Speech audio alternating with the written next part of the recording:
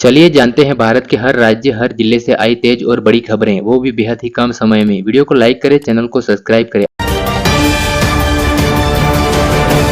Railway में videography पर ban. भारतीय रेलवे में अब ट्रेन और स्टेशन परिसर में ब्लॉगिंग, वीडियोग्राफी और रील्स बनाने पर पूरी तरह से रोक लगा दी है। नियम तोड़ने वाले पर सख्त कानूनी कार्रवाई होगी।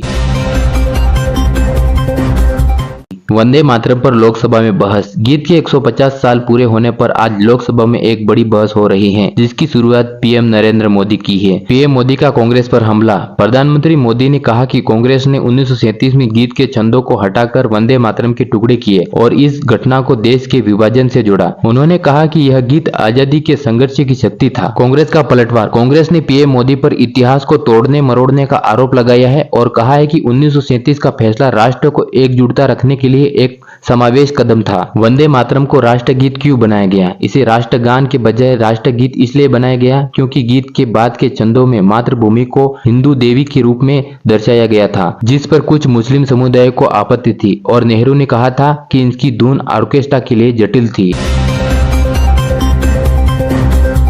वोटर लिस्ट अभियान एसआईआर। तमिलनाडु में 84 लाख और पश्चिम बंगाल में 54 लाख से अधिक मतदाताओं ने अपने जरूरी फॉर्म अभी तक जमा नहीं किए हैं। फॉर्म जमा करने की आखिरी लास्ट तारीख है 11 दिसंबर और इसके बाद नाम हटाए जा सकते हैं। इंडिगो उड़ानें रद्द। पायलटों की कमी के चलते इंडिगो की उड़ानें लगातार 7वें दिन भी बड़े पैमाने पर रद्द हो रही हैं। पिछले 6 दिनों से 3900 से प्लस उड़ानें रद्द। इंडिगो ने 10 दिसंबर तक ऑपरेशन सुधरने की बात कही है। एयरपोर्ट जाने से पहले उड़ान का स्टेटस जरूर चेक करें। Indigo refund. एयरलाइंस ने रद्द उड़ानों के यात्रियों को 610 करोड़ से अधिक की राशि वापस रिफंड की है। अमित शाह का दावा। गृह मंत्री अमित शाह ने विश्वास जताया है कि एनडीए आगामी चुनावों में पश्चिम बंगाल और तमिलनाडु जैसे राज्यों में भी जीत हासिल करेगा।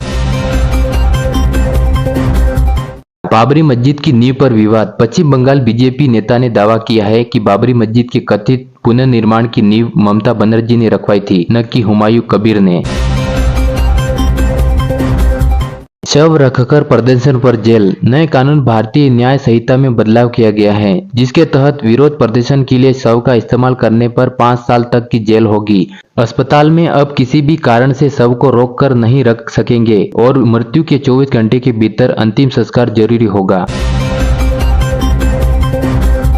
गोवा नाइट क्लब त्रासदी। 25 मौत। गोवा के एक नाइट क्लब में भीषण आग लगने से 25 लोगों की मौत हो गई है, जिसमें से 20 क्लब के कर्मचारी थे। मुख्यमंत्री ने बताया कि आग संभवतः पटाखे फोड़ने से लगी है। क्लब मैनेजर समेत 4 लोग गिरफ्तार हुए हैं और 3 सरकारी अधिकारी सस्पेंड किए गए। हैदराबाद के राजीव गांधी अंतर्राष्ट्रीय हवाई अड्डों को हाल ही में 3 अलग अलग उड़ानें, जिनमें 2 अंतर्राष्ट्रीय उड़ानें शामिल थी, में बम होने की फर्जी धमकी मिली। धमकियां मिलने के बाद सभी उड़ानों की गहन जांच की गई। जांच में कोई बम नहीं मिला और धमकियां फर्जी पाई। सुरक्षा एजेंसियां धमकी भरे ईमेल भेजने वाले की तलाश कर रही हैं। नौसेना प्रमुख ने कहा कि ऑपरेशन सिंदूर अभी खत्म नहीं हुआ, यानी समुद्री निगरानी जारी है। उन्होंने सख्त लहजे में कहा कि जो हम पर बुरी नजर डालेगा उसे करारा जवाब देंगे। उन्होंने देश को सेना पर गर्व करने का आह्वान किया। यह बयान समुद्री सीमा की सुरक्षा के प्रति भारत की मजबूत तैयारी दिखाती है। बीआरओ के 125 प्रोजेक्ट का उद्घाटन। रक्षा मंत्री राजनाथ सिंह ने सीमा सड़क संगठन द्वारा बनाए गए 125 नए पुलों और सड़कों का उद्घाटन किया। यह प्रोजेक्ट हमारी सीमावर्ती क्षेत्र जैसे लद्दाख, अरुणाचल प्रदेश से सीमा की पहुंच को तेज करेगा। राजनाथ सिंह ने कहा कि मजबूत कनेक्टिविटी ने ऑपरेशन सिंदूर की सफलता में अहम भूमिका निभाई है। यह भारत की रक्षा तैयारी को मजबूत करने का बड़ा कदम है। उत्तराखंड में गंगोत्री हाईवे NH 108 को चौड़ा करने की परियोजना का विरोध हो रहा है। RSS राष्ट्रीय स्वयंसेवक संघ से जुड़ी संस्थाएं और पर्यावरणविद, उनका कहना है कि इस काम से 7000 देवदार के पेड़ कटेंगे, जिससे मां गंगा सूख सकती है और बर्फबारी कम हो सकती है। विरोध करने वालों ने पर्यावरण को बचाने के लिए इस काम को रोकने की मांग कही। और आज का मौसम अपडेट देख लीजिए। मध्य प्रदेश में शीतलहर का अलर्ट। भोपाल में पारा गिरकर 7 डिग्री सेल्सियस हो गया है। कड़ाके की ठंड पड़ रही है और उधर राजस्थान में यहाँ अगले एक हफ्ते तक सर्दी से राहत रहेगी। दिन में तेज धूप खिलेगी और श्रीनगर में न्यूनतम तापमान शून्य से नीचे चला गया है। आने वाले दिनों में बर्फबारी होने की संभावना है। कुल मिलाकर उत्तर भारत और मध्य भारत में ठंड का जोर है, जबकि राजस्थान में अभी थोड़ी राहत है।